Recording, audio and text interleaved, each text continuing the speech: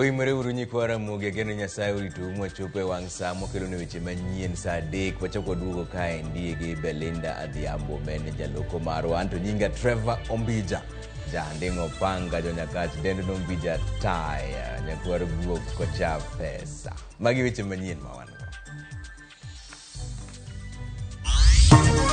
We as the civil society strongly condemn the ongoing illegal and forced evictions. Riwruoge makedo ne ratich oganda obwogo donjo ne sirkal ewi muko mamavoko e kinde ma jotend Azimio ne otam donjo kendo chuo wangi e lobno.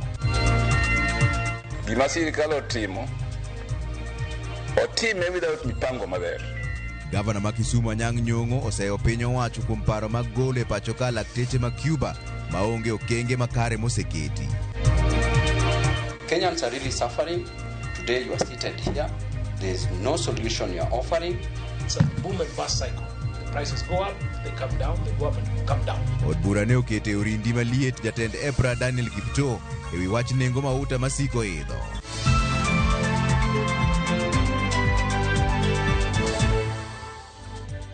Kamana ahinya kuom keto RAMOGI TV kadwa e winjo pachi ariyo adek auchiel nono kaka inyalo yudo wanyiswa nyingi kaminene RAMOGI TV gi pachi mbaka mwadhi go sane ni tend kambi mar East African Portland gikone to loso ewi muko udi manogere lopgi masani dhi nyime. Tend kambino wacho ni muko kama kamano timre e yor chik. Kambino onyono kar tiendgi ni gin ne gichiwo chik ne joma ne ogede lopgi chakre higa mar 2019. Magi timore kinde ma muko udigo koro chope odiochieng' mar 5 ka joma ne ogedo dhi nyime gi choko mwandu gi modong' bang' kosemuko utgigo. Kaka Simfros Okina lero no ogai mar Azimio Raila Odinga mane ochope aluora mar Mavoko kod jowadgi mamoko Petrono riembi gi obila motam gi donjo kanyo. Kuom thuolo mar ndara 5 mae kaka weche chalo e aluora mar Mavoko kaunti ma Machakos. Jomano dakka koro dichte moreso mwandu modong' nyaka ne chaka muko ute kairi. Ng'eto mar doho mano yalo ni lobni mar kambi mar simiti mar East African Portland nenore ni noweyo oko oganda mano nyolo mogedo kuondegi. Charles Omuyu mano nyolo ka mogero magawani koro kwano lal mar omenda matara gigana. Hoteli yangu ilikuwa na vitu mingi sana na vitu za mashuma zilikuwa mingi sana. Sasa kuna zile nilitoa kidogo, hii ingine imebaki, ndio saa hii kuna watu kama 20 ndio wanajaribu kutoa zile uko ndani. Kagima chalni ogideo litko dukuyo manyuola gi koro kalie tend kambi mar East African Portland Cement magin ewege eka 1498 odok ne muko ni kagiwacho ne gigolo chik ne joma ne ni kanyo ni gibiro muko utego.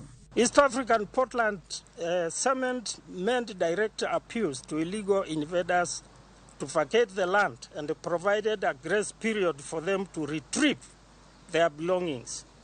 These messages were conveyed through multiple channels, including public notices, media, and engagement with the local administration. Kalure kod kambini notice no gole higa mar 2019 kod dwe mar 2 higani kabura ne dhi nyime doho. This landmark decision marks the culmination of a 9-year legal battle initiated in 2014 when Oimore Lukenya Society frontally claimed ownership of the land. Motelo ne ma ogai mar Azimio Raila Odinga mane ni kod jotelo mamoko ne otemo limo aluora ni kama ne ogeng'negi kod obila. Odinga kwedo muko makamano ko wacho ni weg udi ne ok ochiwne gi thuolo moromo. What has gone on here in Mavoko these past few days is not just inhumane, it is also ungodly. What is going on here is forced eviction, the exact crime Ruto promised to bring to an end in July last year. It's a gross violation of human rights, the right to adequate housing at a time the administration purports to be working to ensure that everyone has shelter. What's going on here indicates a systematic disregard of recognized human rights standards. Komachielo od bura mar kaunti ma Machakos opodho bura mar dwaro ni joma utegi omuki ochul kuom lal magiyudo. Simfros Okinda, RAMOGI TV. kaluwore kod mibadhi mar uso lowo e gwenge ma Mavoko masani osekelo lal ne oganda mathoth. Okwach kich ma pacho ka koro dwaro jomomuko udigi mondo chopi tesend obila ma Athi River gi oboke magi mag lowo. E andika mane gikete mbui margi, DCI owacho ni ginono mibadhi mar omenda ma chije nomayo jo Kenya mane onge ng'eyo e nyiewo kendo gedo e lop kambi mar Portland Cement. E wi mano gidwaro ji maromo 30 mondo chop mbelegi mar konyogi e nonro. Gine kind mamoko jaod bura ma Mavoko miluongo ni Patrick Makau, Julius Mutie Mutua ma en jakom Aimi Malu Kenya Society kanyakla kod jakeno kod jagoro margi bende. Mane en jalup County Commissioner ma Mavoko Charles Wambugu, mane en County Commissioner ma Mavoko David Juma, OCPD machon ma Mavoko koting'o Kizito Mutoro, Sharma Wario, Joseph Mumira e kind mamoko kanyakla kod jotije mamoko e migao mar ndiko lope.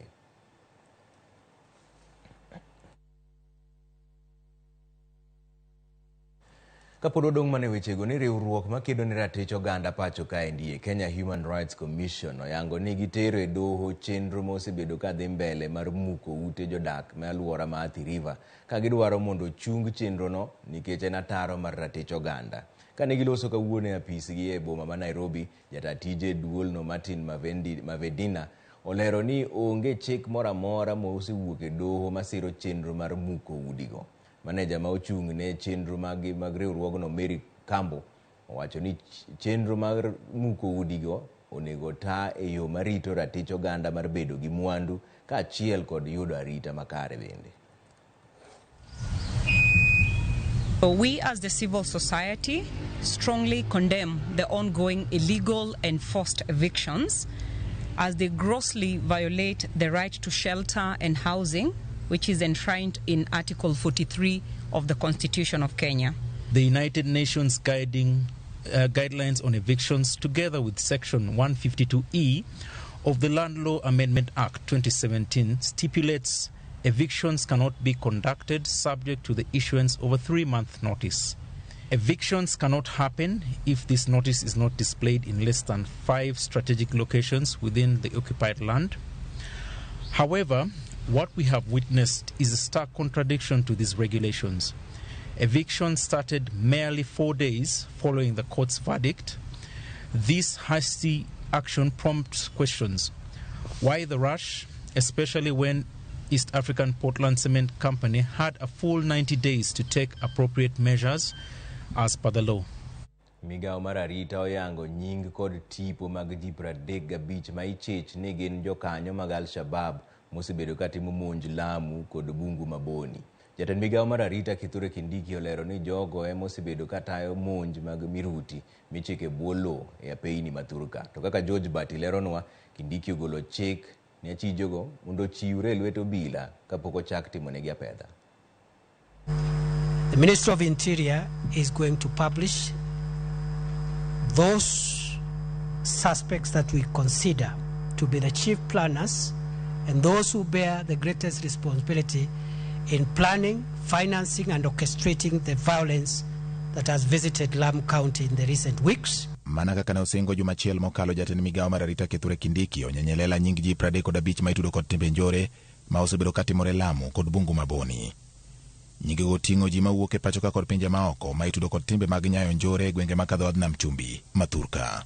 Joma migao mar arita oyango nyinggi kaka chije mag Al-Shabab oting'o Maalima Iman, Ramadan Kioko, Abdullahi Banati, Andres Martin Mola, Abu Amar, Suleiman Maktum Munus Anau majapiny Tanzania, Abdiweli Yasin, Isa Idris, Dhul Fikir Sila, Ibrahim Magag, Hassan Tijan kod Fahad majapiny Bangladesh mabende en laktar.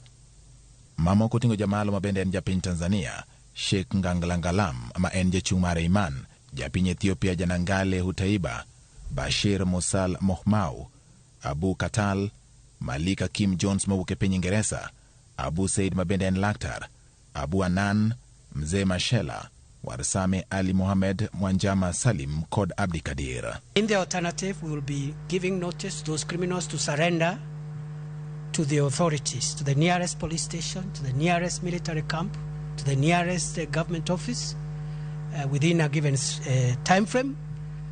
And we are going to do that announcement before Friday. In the alternative, If they do not surrender, we will look for them and we will find them.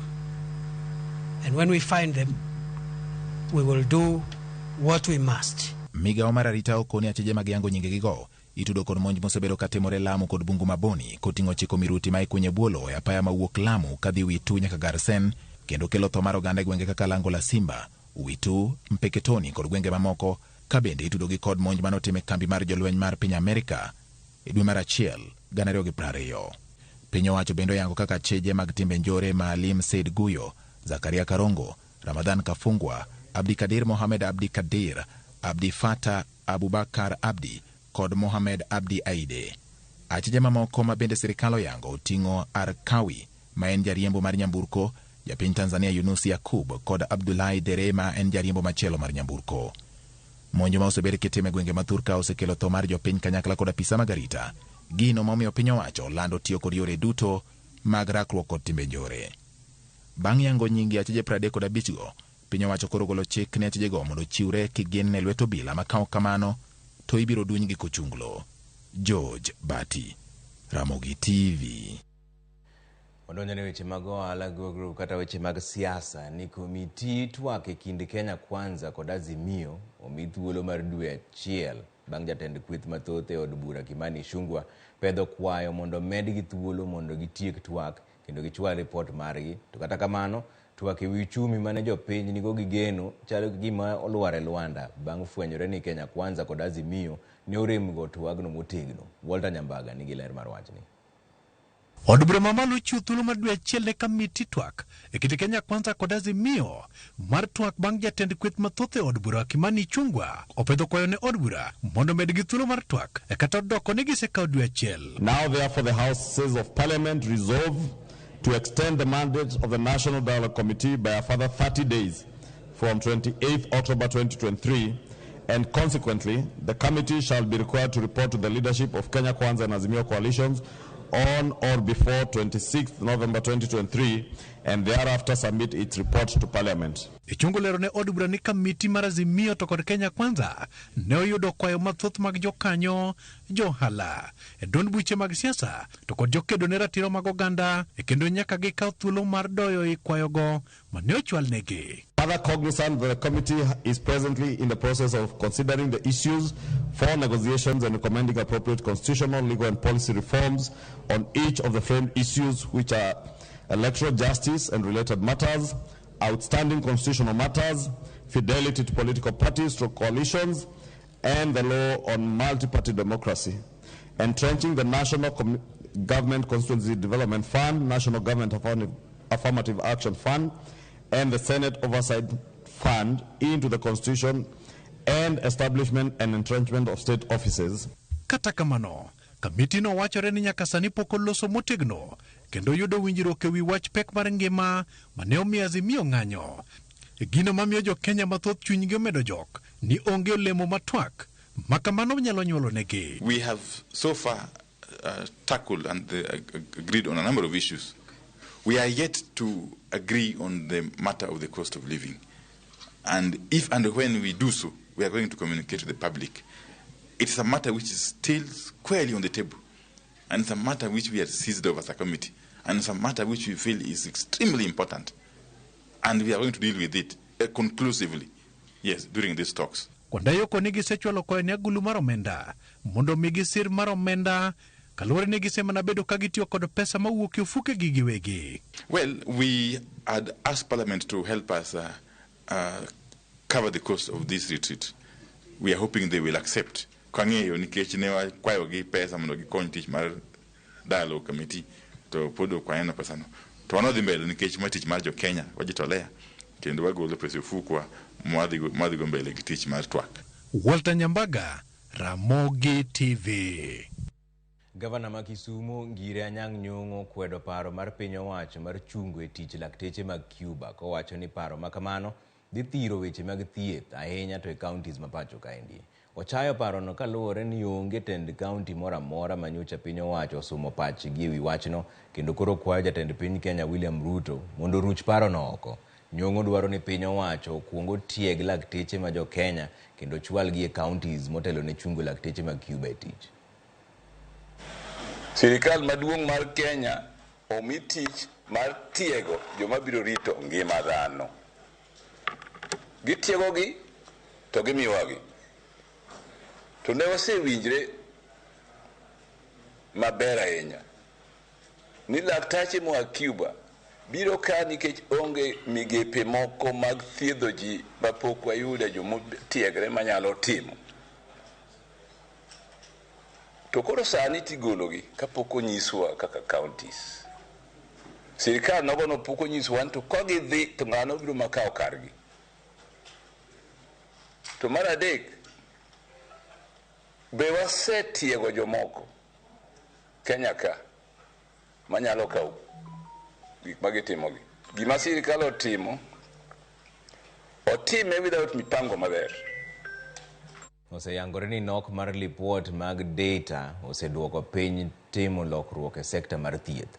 Maendi ne oyangi kod jagoro mongirore e migawo mar tudruok manoyuoro e twak mosebedo ka dhi nyime kericho e wi universal health coverage. Edward Kisiangani mane olose lo Eliud Owalo okoni kaka migawo mar tudruok gin gi ikruok makare mar sero migawo mar thieth mondo migi yang lony manyasani e kano lipode makendo nyalo kelo loso tudruok e kind sirikal mag counties kod mamalo.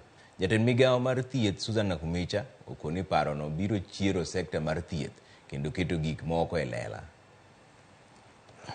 It's important because we want to have real-time data that can enable the ministry and all other stakeholders in healthcare to make informed decisions. One, for us as a ministry, once we have correct data, we shall even be able to do correct projections, quantification and forecasting of the products that we need in healthcare. We want to leverage on digitization so that we can also have end-to-end visibility in terms of our processes. If we can be able to have this digital superhighway, leverage on all those multiple silos that we have, and ensure that visibility, not only from the health facility, but also from our Kenya Medical Supplies, our authority, from the National Health Insurance Fund, from the regulatory bodies, from the ministry, will be able to ensure that visibility. Board magayo weche modhi kod teko pacho ka ndio yudore tago maliet e mbele komiti od bura mane nono mibadhi moro mar orak mono wito omenda maromo milion 181. Director maduong' mar IPRA mane nie orindi maliet e mbele od bura no ne othung'e kod penjo kimanyo ewi medruok mar bech mauta kod modhi. Jotelo ne oyudore kama tek kendo lero kaka bech mwandu mochuno ji te medo mana idho kata doko ni nomiyo od bura singo ni bei no biro dok chien. Okoni chiro ne rach kendo lipot mar omenda mar higa mar 2020 gi 2021 ne onyiso jo Kenya ni nyaka giikre ne ngima matek. As a competent office bearer, do you ever expect fuel prices to reduce even by a coin? That's all I want to hear from you. Kenyans are really suffering. Today you are seated here. There is no solution you are offering, and yet you know very well that these Kenyans can't manage with the current crisis. You being a participant in increment of the fuel prices, do you think you are being reasonable as a Director General? The oil business, it's a boom and bust cycle. The prices go up, they come down, they go up and come down. And this is history. In history, you can see this. So this is not an assessment by me as a Kenyan, but an assessment of the industry. So there is an hope and there's an expectation. But Chair, what I want to say is that currently we compete prices. We compete prices on the basis of factors. And then the auditor is not satisfied with your explanation. That is why we want to get your explanation. I'm helping you to make your explanation, which you made in a very long presentation. We never satisfied anybody, including me. Ikruok duto ne nyasi mar mashujaa matimore tich abich juma ni osetieki e kaunti ma Kericho. Jagoro mongirore migawo mar arita kane olimo alap midhi bagi nyasi no oyango ni gimoro amora oseiki ka koro girito mana nyasi no mibiro telnie kod jatend piny Kenya William Ruto. Gavana ma Kericho Eric Mutai nowacho ni kaka kaunti gimor gitayo chenro no kendo rwako welo duto e nyasi no kuma bende ibiro dhiale thuondi maromo 150 mapacho ka.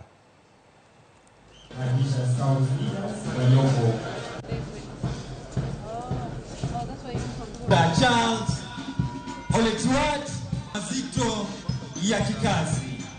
We have just gone through the rehearsal process. We've seen the military do their drill. The other entertainment groups also perform, just to be sure that we are ready for the big event that is coming up on Friday to be presided over by His Excellency the President. As you are aware, the theme for this Mashujaa Day celebrations is on universal healthcare.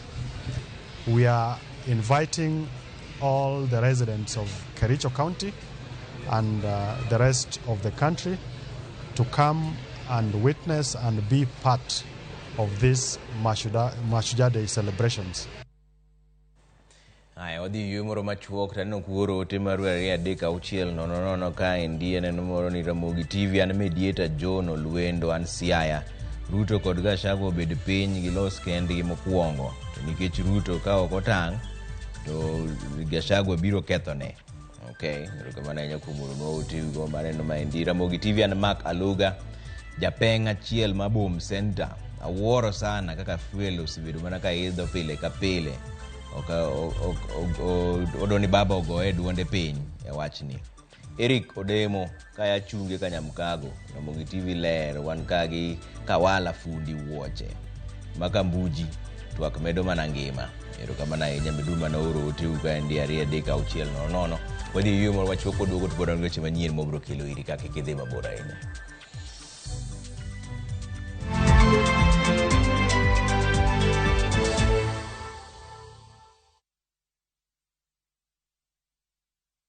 Wekelea na shabiki kaende. Mimi naitwa Joseph Safari Dipo toka Embakasi Kayole, na nilisikia hii mchezo ya Kaende Jackpot kwa Musi FM. Nilipata game 11 out of 13. Hii pesa ukipigiwa simu ambapo umeshinda nusu milioni, ulikuwa wapi? Nilikuwa Kayole, nilikuwa kwa nyumba. Kapigia mashambiki wangu simu. Nikawaambia waangalie hii message kama ni ya ukweli juu nimeambiwa mimi ndio mshindi. Juu nilikuwa naona ni kama conman. Nikaona hapana, wakaniambia hii message ni ya ukweli. Project yangu ya kwanza ni kupeleka watoto kwa shule, walipie school fees. Pesa yenye tabaki nitaweka biashara. Wekelea na 50 bob pekee for a chance ya kuomoka na 500k. Lazima kaende yende kila wiki. Play responsibly. Betting can be addictive. Not recommended for the persons under the age of 18. Authorized by BCLB number 587.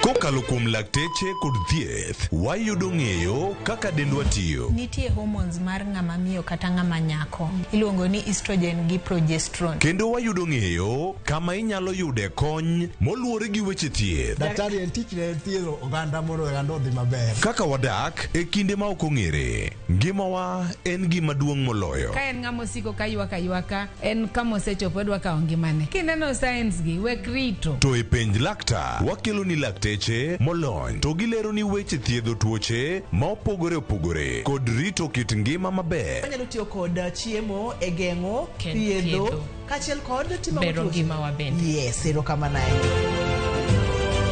Penj laktar kokalo Ramogi TV kama wacho ni ngima en mwandu. Wuok tich nyaka tich abich chakre saa 12 odhiambo nyaka saa 1 mar otieno. En chenro makik bai kata matin.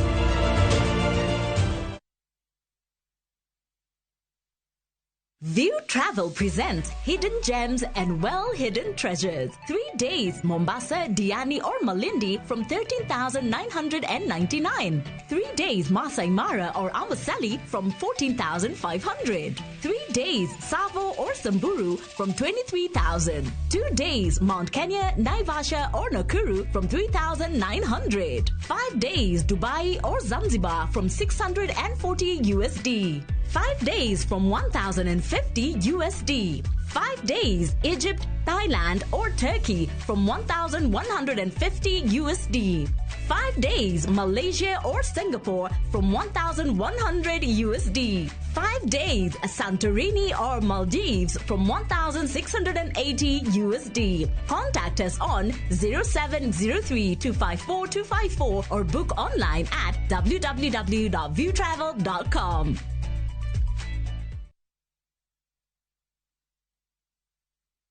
Ageno ni ano kawiro makeup mang'eny ahinya. Angadio ni nitiere nyako kae momori ahinya. Introducing Kundali Bhagia in Luo. This is a story of two sisters who lost their father, and in their quest to find their mother in another town, they find love. Enjoy this romantic drama of Kundali Bhagia in Luo on viewsasa.com. Mano ber ahinya. Era mit, era odake kindwa.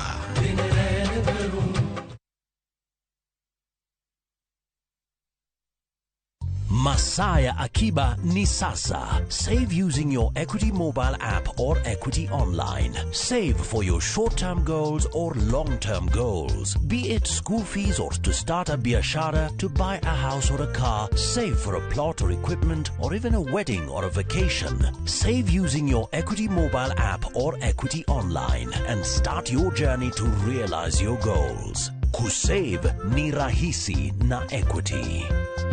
Karibu member.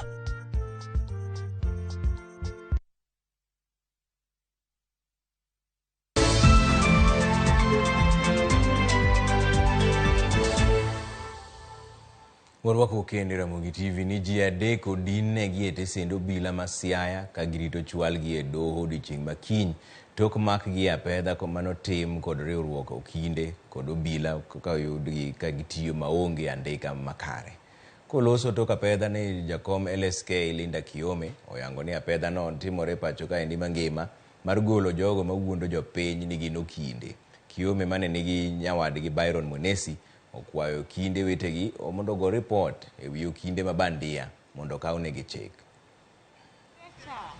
I didn't do this alone. There are people who do not hold practicing certificates. There are people who are not enrolled as advocates.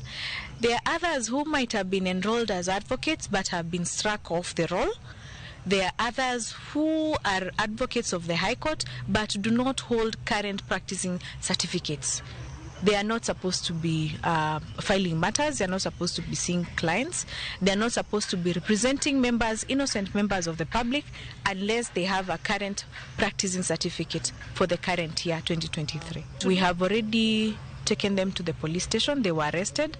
I'd also like to thank the advocates in Siaya who keep reporting these quacks, in particular Mr. Ochanyo and Mr. Odwol, for the good work they've given us and the support they've given us when we were here looking for these masqueraders. We urge members to continuously keep us informed. So if you don't have the qualifications of an advocate, automatically you are either an unqualified person or a total and complete quack who we refer to as masquerade. This serves as a warning to the others that nobody knows the time or the coming of the council or of the upcountry rep. En lit kod kuyo ne wede ji ariyo michichi godo ni osewito ngimagi bang' losi anyore kisima mane gintiere iye gweng' ma Junda man Kisauni mano kaunti ma Mombasa. Anyuola jogo kachiel kod jodak to kata kamano seyo apisas marakore gi masiche mapoya kuom rem ka okang' mapeyo mar golo ringre ji ariyo go e thuolo mohewo seche 24 mosekalo. Joja oko nigi ler mar wachni. Rumbi mar lit kod kuyo ne okwako gweng' ma Junda e Kisauni Mombasa bang' kisima moro mane ikunyo e alwora no sianyore mochweyo wiko ji ariyo mapok ogol nyaka sani. E masira no mane otimore kar saa 6 chieng' wuok tich, jodak koni lo ne osianyore moiko jaga achiel mane kunyo kisima no mane osechopo fut 50. Okang' mar ji mamoko ariyo temo reso jagono ne bende olokore masira bang' lo chako sianyore kendo iko jago mar ariyo ka nyawadgi mar adek to ne oresi moring godo e kar thieth kuma chunye pod gude nyaka sani. Nitie kisima mane imedo kuny kadhi iye to kisima no nosianyore modino ng'at achiel e iye. To sama nosesianyore jopiny notemo dhi reso ng'ama lo nodino no manga machielo mar ariyo bende lo chako dino iye kanyo. Koro nyaka sani nitie ji ariyo ma lo dino. Makoro gimwatimo kaka migao ama kaka sirikal en ng'iyo yo mane ma wanyalo gologo ringre ji ariyo ma lo dinogo, nikech nyaka sani to wan gadier ni nyaka be nigiselalo ngimagi iye kanyo. Ni kazi ambayo hata watoto wake walikuwa wamesema baba achana na hii kazi, lakini anasema mimi sijazoea kuomba. Mimi ninaona bado ninaweza nikafanya kazi na nikafanya mipango yangu ile niko nayo. Moko kuom jodak e alworano ne kata kamano oseyo apisas makedo gi masiche ma apoya kuom kawo kinde malach kapok gikawo okang' mar temo reso ji ariyogo. Kata kamano, apisas mag kaunti to koni ne gidwa keto chenro makare ni mar kanyo ne kidek sienyore kendo lalo ngima joma moko. To mowuok mar ariyo ne ok en gima nonego bedie. To ma luwore nikech kane information osedhi ma joarita kwe osebiro ne koro gin gi teko mar ensure ni kacha koro gi protect ma ng'at mane nyalo chako risk ngima ne donjo kacha ne dhi manyo ng'ama chielo ne ok bedie. The county government gi sirkal maduong' kech ma ngima ji moime Burkani endi. Jogi nonego bed ni osebiro gi machines ka ma jog nosechak kuony kae, to sani onge nyisowa kwa penjo, inyisowa ni warito experts mondo bi osom ground komondi. Experts gina wuoro ni giya China koso giya kanyo. Koro ne wadwa bedo gadieri ni joma waoro piny kucha kadhi golo jogi gibiro bedo ni gin safe, kendo gibiro bedo ni ginyalo chopo kuom ringre jogi ma gigol gi oko ka gibe gin safe. Koro mane watemo nyiso jopiny ni mondo kik warikni mwamed kelo tho machielo ama lalo ngima ma ng'ama machielo ama hinyruok. En geno mar familiago masani timonegi hocho ni tend kaunti ma Mombasa biro kawo okang' mapiyo mar golo ringre wedegigo. Wanakuja wanaangalia, wanasema vifaa vitaletwa haviletwi. Mpaka sasa tumekaa tunaomboleza kuona mili ziko chini na hakuna hatua amechukua. Wakati mwingi watu wakianguka kwenye mashimo, hao madaiva wa kuingia watoe watu huwa hawapatikani, na wako watu waliosoma. Wachukuliwe watu ambao wanashughulikia janga kama hilo. Na tuna matumaini kwamba serikali imeingia hapa, venye naona tutapata usaidizi kubwa sana kulingana vile hali iko. Seche 24 bang' masira makama timore, jodak e alworani Majunda kaachiel kod familia mare koro ywak ne piny owacho mondo mi odonjre wachni mar neno ni igolo ringre jogo manie kisemano. George Aoko, Ramogi TV, Mombasa. Kodhi mbele ni riwruok ma ok mar piny owacho mong'ere ni Compassion International ka omakore gi migawo mar alwora e kaunti ma Homa Bay kod bad migawo mar bunge Kenya Forest Service ochako chenro mar reso bungu mar God Nyango. Bungu no osebedo ka kethore kaluwore gi chenro mar kunyo mula mar iron ore mosebedo ka dhi nyime e godego eko. Wayudo mathoth kuom Ali Abich. Maen God Nyango e kar chud bura ma Kasipul malora mare osebedo ka kethore kaluwore gi chenro mar kunyo mula ma osebedo ka dhi nyime godni, kendo osemiyo yiende alwora mar bunge ni oruombo piny ka bugni matute ma odong', ranyisi mar midhiero maduong' ma kunyo mula osekelo ni alwora mar God Nyango. Kaka achiel kuom yore mag reso godni ma osekethore kuom kinde malach, riwruok moro mok mar piny owacho ma ong'ere ni Compassion International ka omakore gi migawo mar alwora e sirikand kaunti ma Homa Bay kod bad migawo mar bunge pachoka ne ochako chenro mar reso godni kokalo e pidho yien, kendo ka ine gi pidho yiende moingo tielo 3,000. Omiyo sani okwan kod koth minyalo ng'e ni kinde ma kama koth biro chwe, nikech waseketho bungewa ma bende konyowa mondo waywa koth. Wasebedo gi chenro makare mar riwore gi jogo moyie konyowa mondo wapidh yien mondo bungewa omedre. Kawuono riwruok miluongo ni Compassion International oseyie mondo pidhnwa yien 60,000 e kaunti mangima. Wachako kawuono ka wapidho yien mokalo 3,000 e God Nyango, kendo wabiro wuotho e gwenge ka gwenge mag Homa Bay County ka wapidho yien nyaka magorum. Kata odoko ni chenro mar kunyo mula e God Nyango ne osechungi, to alwora mare odong' ka okethore, gino makoro miyo migepego chako chenro mar reso godni kaluwore gi chenro mar pidho yien ma gidhigo nyime mar reso alwora mar godni e chenro ma sani koro migepego dhigo nyime mar jopith mar yien e kaunti ni. Forestry and conservation is part of what helps us to sustain our economy. We sponsor this activity for one major reason.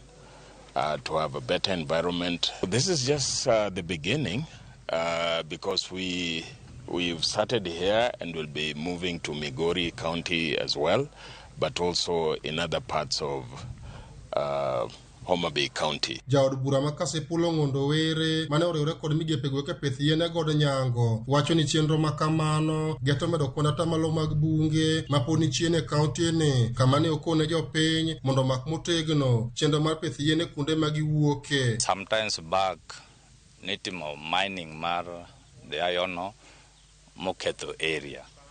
Kuro wuoyo gi community mawa biro nyiso gi by example. Nekech wadwa ni pidhi yien ko pidhi to ber. Sama wuoyo ni wasepidho over 3,000. Mwasepidhe we got culture, school be wapidhe, kendo nitie almost 2,000. Mwadwa donate the schools. Alia Beach, Ramogi TV, Homa Bay. Migao mar thieth e kaunti ma Migori dhi nyime kod puonjo oganda yore makare mag rito nyithinde e bwo higni 5 mondo konye duoko piny tho mar nyithindo. Jojuma miwaler. Kwan nyithindo mathoth mantie kind higni 5 kadok piny pod wito ngimagi e kaunti ma Migori. Lipodno ma Kenya Demographic Health Survey yango ni kuom nyithindo 1,000 ma inyuol e kaunti ma Migori maromo 76 wito ngimagi kapok ochopo higni 5. E okang' mar duoko piny thoge mag nyithindo e kaunti ma Migori, migao mathieth e kaunti ni dhi nyime kod chiwo puonj ne oganda e yore makare mar rito nyithindo. Kuom gigo makelo negi thoegi en koso weche mag malnutrition kata nong'no. Stunted growth kata thirno mar nyithindogi wayudo ni en midhiero maduong' kabisa e society kata alworawa. Kagi thirno to wayudo ni nyaka obwongogi othirno. E bwo chenro ni ma otisi kaka malezi bora, nyithindo mantie kind dweche 6 kod higni 5 bende imiyo yedhe ma oting'o vitamin A mondo koro konygi e tego askechego mag del. Di target sana nyithindo mantiere ECD. Wabro miyo gi vitamin A. Vitamin A no wayudo ni nyithindo mantiere bwo iga 5 kinga margi mar del ni piny kabisa. Joseph Udhiambe na pisa ma ochung' ne chenrogo mag gago e osiptal maduong' ma Migori level 4 ojiwo jonyuol mondo koro bed ka koro chiwo gago makare ne nyithindgi kendo gine ne gido chanjo e yono mowinjore. Yoga chiemo machalo kaka wan gi man gi protein mang'eny manyalo kaka omena, wan gi oganda ntiere Migori ka sana sane wa promote sana oganda miluongo ni nyota beans. Mwayudo ni bende ntiere gi iron man medo remo maber. Wantiere kendo gik machalo kaka olayo, njugu. Mine bende ojiw mondo koro dhodh nyithindo kuom dweche 6 ka koro pok omigi chiemo moro amora. Achiel kuom gigo ma konyo wa geng'o tuoche kata miyo nyithindo ok nyal bedo gi stunted growth kata tuoche moko mabiro gi weyo koso miyo nyathi thuno kende. Lipodno mar Kenya Demographic Health Survey mar higa mar 2022 yango ni mana nyithindo maromo 60 kende ema idhodho kuom dweche 6 kok omigi chiemo moro amora e piny Kenya. Tuo mar malaria en achiel kuom tuoche ma pod kelo thoge mathoth mag nyithindo kapok oromo higni 5 e kaunti ma Migori. George Juma, Ramogi TV, Migori. E seche malweny manie kind Palestine kod Israel pod dhi mbele, pinje mopogore osewuok ka dwaro mondo pinje ariyogo owinjre mondo kwe obedie. Maendi timore kinde ma jatend piny Amerika Joe Biden ma bende osebedo ka dok ne piny mar Israel ochano limbe ma piny ma Israel odiochieng' ma kiny. Eric Ounda ni kod ler mar wachni. Kane oloso jatelo ma ochune tudruok pinje ma oko ma piny Amerika Anthony Blinken ne olando kane en e boma ma Tel Aviv e piny mar Israel ni Biden e kinde limbe mare biro keto e ler ni piny mar Israel ni kod ratiro mar rito joge kaluwore kod timbe maundu mag kweth mar njore mar Hamas. Bende ne olero ni Biden biro winjore kod jatend piny mar Israel Benjamin Netanyahu e yo ma ginyalo reso godo jo Israel ma ok tin ne 199 ma oteki kod kweth mar Hamas e yo ma ok okelo chochni. Bende e twak margino gibiro loso e yo ma konyruok nyalo chopo ne jogo mantie Gaza. Israel osebedo kogeng'o ne kony mag gik machalo pi, chiemo, teko mag stima chakre ne jo Hamas monjgi. ma ok tin ne dhano milion 2 e kar dak mar Gaza sani ok yud tudruok mar mbui ka yore tudruok orochi gi ndeke lweny mag Israel. Kaluwore gi nonro mar kambi miluongo ni NetBlock, tudruok mag ong'we yamo kod mbui odok chien kawuok 95% nyaka 58%. Nyaka sani, ma ok tin ne ji 1,400 osewito ngimagi e piny mar Israel, ka ma ok tin ne ji 2,700 bende osewito ngimagi e piny mar Palestine. Igeno ni limbe mar Biden dhi kelo winjruok e kind pinjego. Eric Ounda, Ramogi TV. Machiegni koro e chenro mar juma ka juma mar ng'e gwengewa, kawuono Millicent Adhiambo ni e kaunti ma Migori e gweng' ma Onding Mon. Onding Mon, tek manade. Jodak nyisowa kaka nyingno nowuok.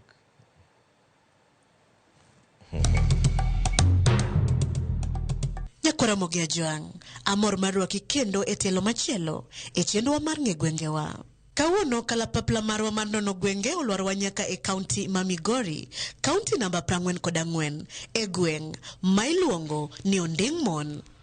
Kata koponi wuok idhi limo kaunti kata gwenge mopogore kaunti ma Migori, seche moko nyawuok to dhi liel to ng'ato nyisi ni lor kamondik ni Onding Mon, kata ka idhi kamoro to wang'i omako kamondik ni Onding Mon, bende pacho separo gima omiyo demi jogweng' tis kama gidake ni Onding Mon. Machiegni mana kaka pile Ramogi Ajwang, we wachak kod paro mopogore kowuok kuom jogweng'.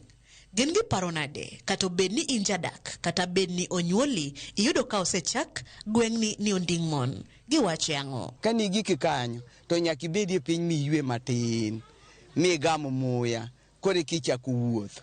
Koro mano momiyo nochaki ni Onding Mon. Mon ka Migori to giwago ndingi, ka gia chiro, to giwago ndingi. Kwe makono, kuru kuwago ndingi kariko, walung nying mar Onding Mon. Kore mochaki Onding Mon. Chon kani ilo na rambe. Mago moko kuom paro ma mienjo kowuok kuom jogweng' kotenore kod gimomiyo ne inyal tis gweng' ni Onding Mon. We koro, wayudo ne thor wach kowuok kuom jogo mane nitie kochakore kata jogo mani kod sigand gweng' ni e yo matut. Ne en pith moro mane ochung' to nopae. Koka nolose koka jilowe. To nopek. Idhe ok yot ahinya. Dwaro ni nyaka yue matin kigike kidwa idhe kata kidwa twenyogo. Koro mon ahinya kalowe ka wuotho ka chiro to giwinjo pek ka gigik kanyo. Kapod en gi piny matin to winjo pek. Koro wacho ni yo ndinga yaye wa yue ondinga matin koka chaka idhi. Koro kuom yue onding gi kaka onding pek. Mane momiyo koro ochak kanyo ni Onding Mon, nikech mon ywagi onding ka gigike ka gia chiro. Ng'ato achiel mane ochake kodak kanyo machiegni, ka koro kalo budalane to mon gi ywago ondingi mo ondinga ma idhgo pidhni ayue kama to ng'ato kimiya pi kanya modhi ya mondo ayuego ondingani. Koro miyo ko pimo to kama mon usiko ywago mana ondingni, an koro kich gine mon e mondo aluong kan Onding Mon. Adonjo e suna ka higa mar 74 dwe mar 3 tarik 25. Ute lume maneni kanyo, udi ne nitie achiel mag lum. Koro ayudo ka kanyo ne thim. Koro kabiro nawinjo ni Onding Mon, adhi malo Onding Mon. Koro Onding Mon kanyo ne en yo moro mochiko wasiyo. Kar wasiyo kanyo, koro kanyo kane mon obiro kanyo koro ya godni otamaidha wayue ka nikech iyudo ka mon moti ne wuotho mana gi loth miluongo ni odunga ka gisirorego, kata jodongo nitiyo mana godunga ka gisirorego. Ramogi ka nying mit, nying moro oganda, nying ka ng'ato somo to thago pache obedo kod penjo mang'eny. Jogweng' kachiel kod jogo mane nitie, pachgi dwa ket mana kaka ne jogweng' owacho.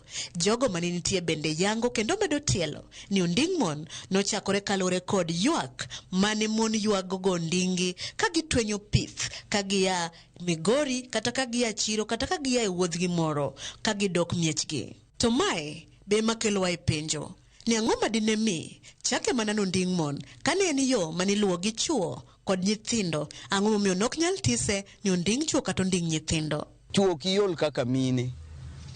Chuoro teke. To wajoma mine wang'aw. Chuo wuotho ga gi ludhe to mon ok wuotho gi ludhe ahinya to giting'o siko ka gia town, ka gia Migori chiro. Koro miyo gin ma giwinjo pek na ahinya joma mon, kicho ting'o kata tonge ariyo kata kapuni. Oro jony no ema miyo owinjo go onding'e no. Kata mana nyathi konyuol odongo mos. Onding mon en bende kaka gweng' ma ji odake osedongore yo machalo nade. To ng'ere kodang'o. Kosechako onding mon to chako duka kanyo kendo. Koko chako dukni, koro dukni ogerore kanyo medre mang'eny. Machiro be koro nitiere mochako kel kanyo.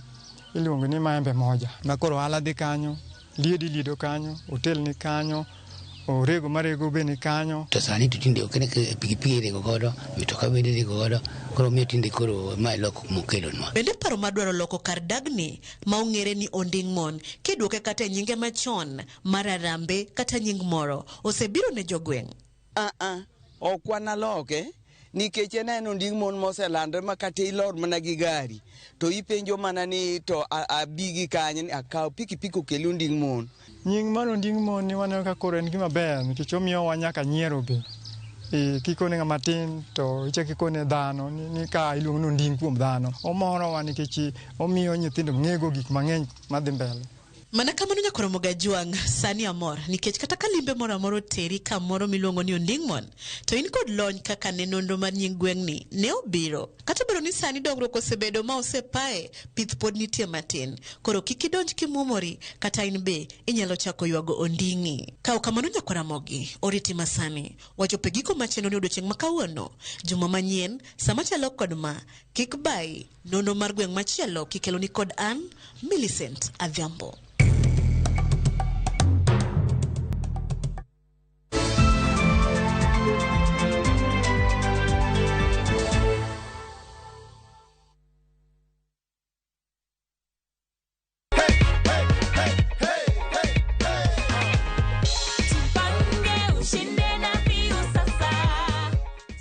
Vile unaona hiyo ni amount ngani hapo?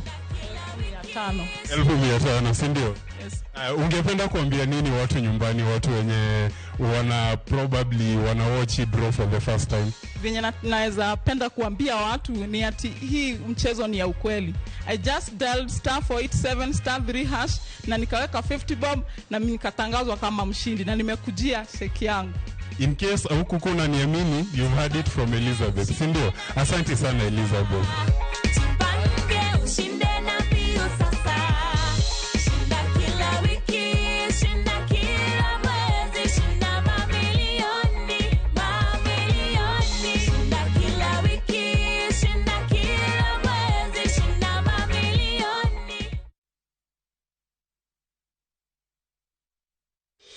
Setting up a fundraiser is now just a click away. Visit www.saidika.co.ke and start your fundraising journey today. Medical emergencies, funerals, weddings, supporting your church, school, or corporate needs, Saidika makes fundraising much easier. Once you visit www.saidika.co.ke, select Start a Fundraiser and watch your cause come to life. Share your fundraiser with friends and the global community for seamless support. Donate and receive funds easily through mobile money, debit, or credit cards. Dial *802# or visit www.saidika.co.ke and be the change today. Saidika, connecting hearts, changing lives. Together, we make a difference.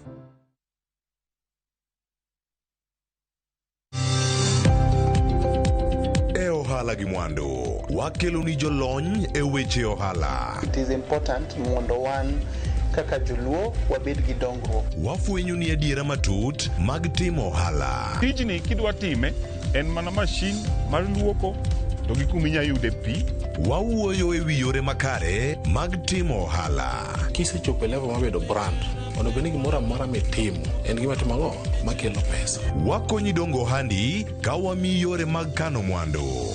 Investment group kawache mana gi nyinge no en choko pesa kasto ikete kamoro kasto ogolo nyinyo. Mabiro konyi e kinde mabiro. Omiyo wakwayo ni ji duto ket pesa gi e savings mondo wapuonji kaka gibiro tiyo godo. Riwri kodwa chieng' tich ang'wen saa 1:45 otieno. Mana e Ramogi TV.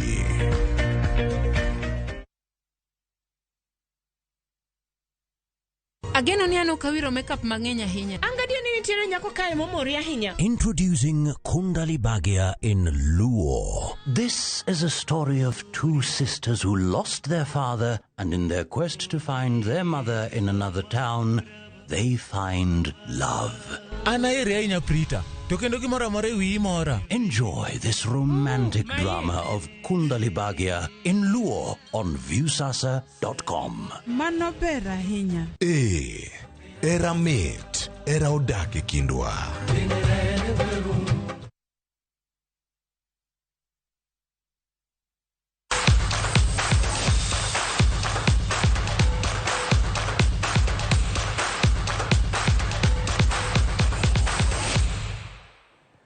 Machiegni kendo wadonjore weche mag tuke ne jang'wech mar aputh njiri momako rekod mar pinje Afrika Ferdinand Omanyala biro chako chenro mar siro talanta mag jong'wech e kaunti ma Trans Nzoia.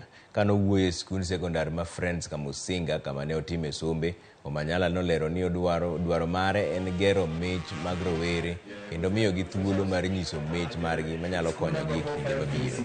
E kinde ni ma thuolo mag tich bende nok e pacho ka, Omanyala okwayo jonyuol mondo omi nyithindgi thuolo mar gero mich ma gin godo biro konyogi kinde mabiro. I want us to welcome him.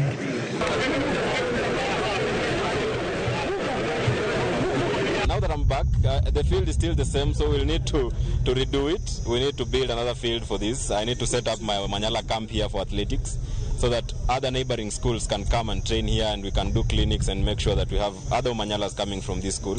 And now this is home. I know the principal will support me on that. And through the foundation that I'm registering right now, the Omanyala Foundation, we're looking forward to developing talent. And I know starting with schools will be the best idea and the best option.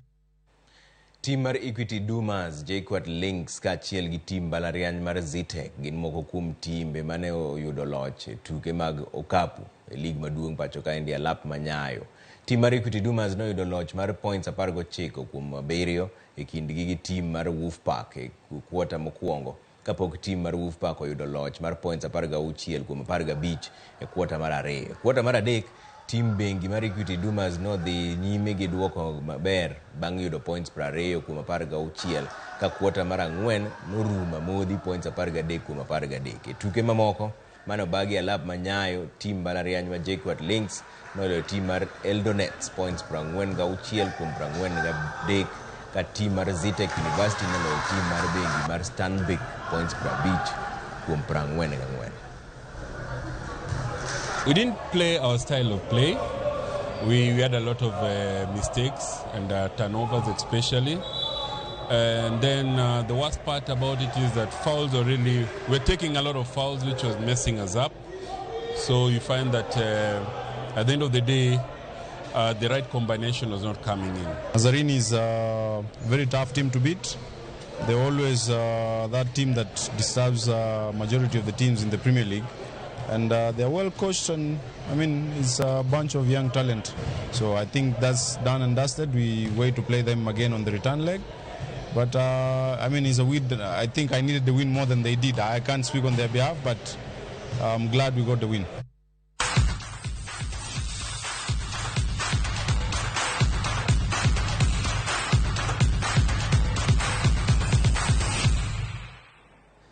Erokamano ahinya kuom keto Ramogi TV kama eka mwalore chenro mar Oimore. Waduoko erokamano ahinya nubedo kodwa ka, wageno ni Nyasaye biro gwedhou kendo unind maber. Belinda Adhiambo en jaloko marwa.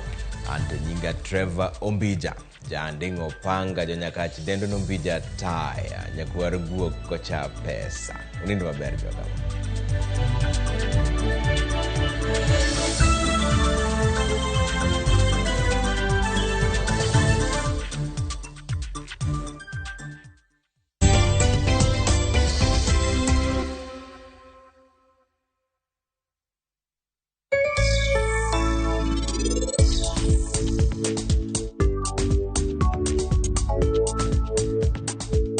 nilikuwa na otherwise nikarudia Ariel.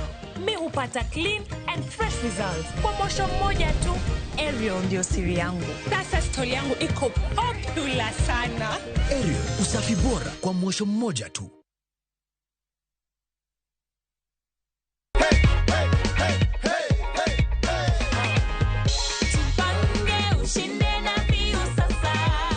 Hello. Mimi naitwa Mukaya Junior. Na kupigia simu kutoka Jipange na Viusasa. Unaitwaje? Ningependa kukujulisha kwamba wewe ndio mshindi wetu leo. Wa shilingi nusu milioni. Unahisi aje, Joyce? Nasikia vizuri.